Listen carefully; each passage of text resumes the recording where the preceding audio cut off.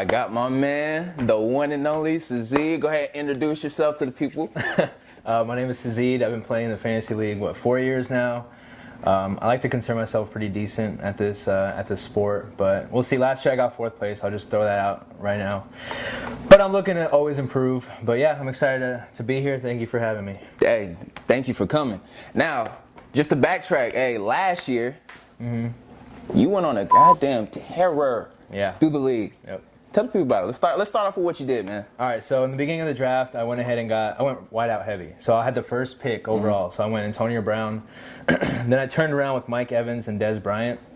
And then later on, I got T.Y. Hilton, right? And I had some Jamal Charles in there, Tom Brady. Heavyweights. My thinking was if I can go at least 2-2 and then have Brady, I knew he was going to come out and ball. But yeah, luckily I went 4-0 and then he helped me out. But I'm sure we'll talk about the playoffs a little bit later. That didn't go the way I expected it to. But yeah. Wide receiver heavy. That was my draft strategy. I picked up Rob Kelly later on. But yeah, let's take a look, man. Let's see. You were pretty stacked, my man. Yeah. Minus Robert Kelly, which is every other position that you had was stacked. Denver defense. Yep. Even your kicker was on point. Justin Tucker. Well, tell the people why you picked Justin Tucker. So the Ravens are my favorite team, and Justin Tucker is the best kicker out there. I mean, and the Ravens, I knew we were going to get stopped a lot last year. We didn't have a great offense. Right. So that's why I picked him. He made 10 from 50 yards out. The only one he missed was one that he got blocked. So beastie. I'm thinking of taking him not early, but I mean, if I have my guys set and I have a couple backups, I'll reach on Justin Tucker because if you remember how Gostkowski was with the Patriots, automatic. Justin Tucker, he just took over that role. Yeah, so. Yeah, he was 100% automatic. Yeah. So as far as your team, you're a Ravens fan. Yep. What are you guys doing this year, man? Any new improvements? Any new additions? I've been waiting for this. I've been waiting for my platform to talk about this. So, there you go. So we picked up a couple pieces off the secondary. Tony Jefferson was pretty nice. We drafted.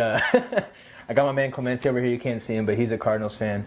But we got Marlon Humphreys in the first round out of Alabama. Nice. He's a nice corner. Nice. So I mean, we're looking at lockdown. We like to do man-to-man coverage, but like we talked about earlier, off camera, if you have a pretty good pass rush and we have some young guys, you don't need a great secondary. Exactly. But if you have two leaders like Jefferson and Weddle back there, they can kind of teach other ones that come in.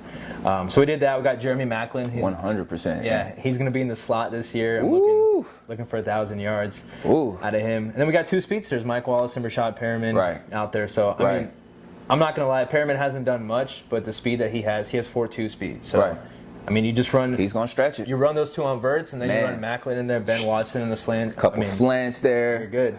Man, I didn't realize you guys picked up Maclin, man. Yeah. 1 year deal? No, I think it was a 3-year deal. Nice. So now you guys have at least one solid wide receiver. And Maclin, your other 2, Perriman, I know that's your guy. I mean, you got to root for your guy. Perriman, he's decent.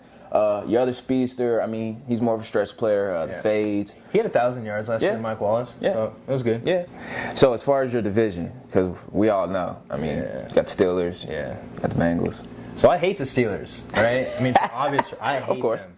They're in your division, man, so of course you're going to hate the Steelers. But AB and Le'Veon, I mean, those are the best at their positions. Beast. I would take Julio over AB, but, I mean, you can't complain about that. But, yeah, Le'Veon Bell. Right. But to be honest, they have a garbage defense now. Yeah. The Steelers do. Of course. Big Ben has like 1 or 2 more years. He was even contemplating retiring this year. So and they're always going to be up there, though. Of course. I mean, well, you got a quarterback kind of thinking about retirement. Is his head really in it this year? Yeah. I don't know. Yeah. We all know he has weapons to go ahead and make it happen. Yeah. But we're going to find out. Now, as far as the fantasy league, who do you think will be your biggest obstacle this year? If anybody. Yeah. Oh, man, then I got to give credit to some people, huh? Hey, that's why I put you on the spot. There's a lot of people that are pretty good in this league, I'm not going to lie. The 3 we got here, KJ, he is a 2-time champ. I hate saying it, but I give respect to people. Clemente's pretty good. You have a good team, and I'd say Devontae too. But other than you 3, I don't think there's anybody else that can kind of take over that top spot. Actually, Ryan is pretty good too. Nice. He's got David Johnson. I think he had Ajayi last year. Yeah, DJ and Ajayi. And that's going to be a problem. And Fitz, too, who's underrated every single year. He'll go in the 5th round. He'll finish as a 3rd-round pick. So there's people in the league. I mean, this is a great league. I mean, this is competitive. People do their research. like you were saying on the show with Devontae, that waiver wire. Like Right. You're right there. You're ready. You'll wake up in the middle of the night. You'll check if you got your guys. Right. If you didn't, your day might be ruined. So. And seriously, it's going to be ruined because it's going to be a long season. Yep. And you must stay on the wire. Injuries happen all the time, man. Yeah. The IR is big in the league. Obviously, you got preseason to get through without injuries. Hopefully, nobody gets hurt. Yeah. And then, of course, the beginning of the season, man, when it's game time. It's not about who you draft in the beginning. It's really about the people that you pick up along the way. Right. I mean, that's what's going to really carry you towards the end. What do you think last year is what was pretty much like your downfall? Because everybody thought you were going to win, man. Let's be for real. Yeah. I thought you were going to win. Yeah. Everybody else thought you were going to win. Well, if we're looking right now, so just week 15, right? So KJ had 148 and I had 150, but I still lost because the person I played had 172. So a lot of it, I hate to say it, but a lot of it comes down to luck, right? You do have to do your research and do everything that you can do.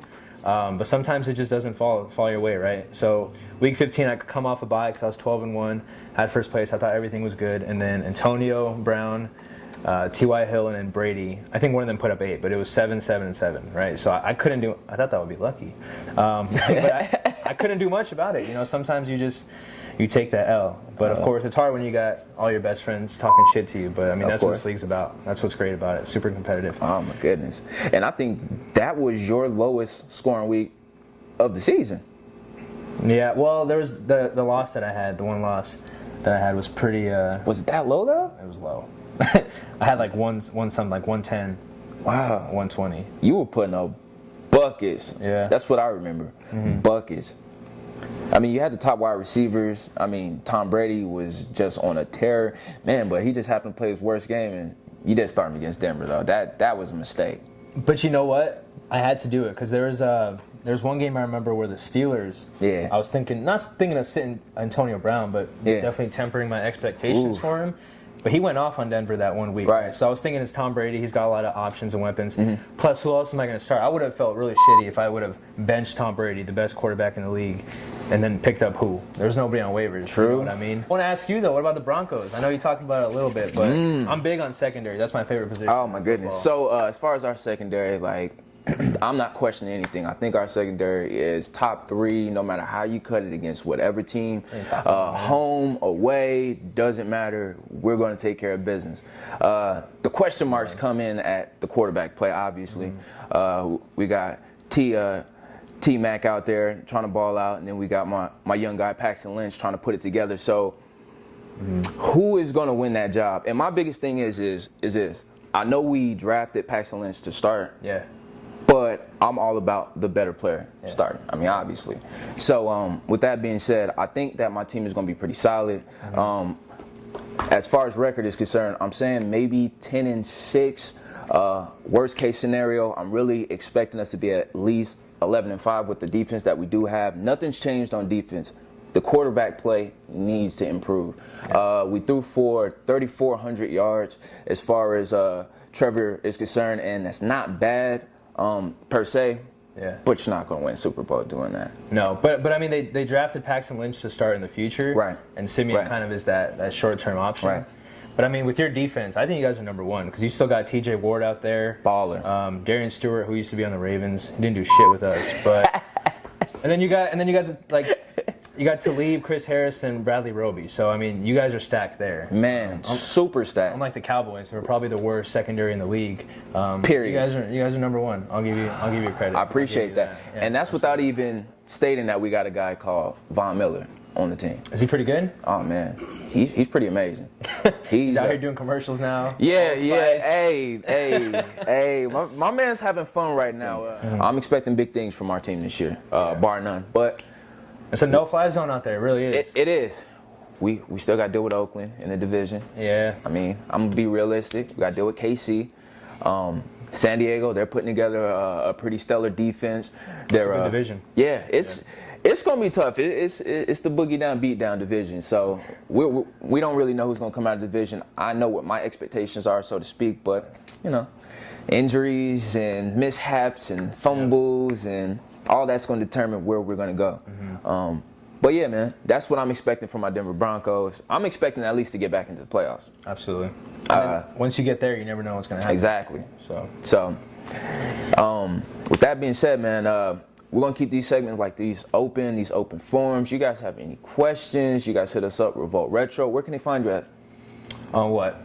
Instagram. Instagram, it'd be SazRab5, SazRab5. That's Twitter, Instagram. Oh boy. I'm not really on Facebook, but that's where you find me at, man. And I'm looking to come back this year, right? Oh boy. So I made the playoffs every year, second place twice. That hurts, man. Yeah, I know that hurts.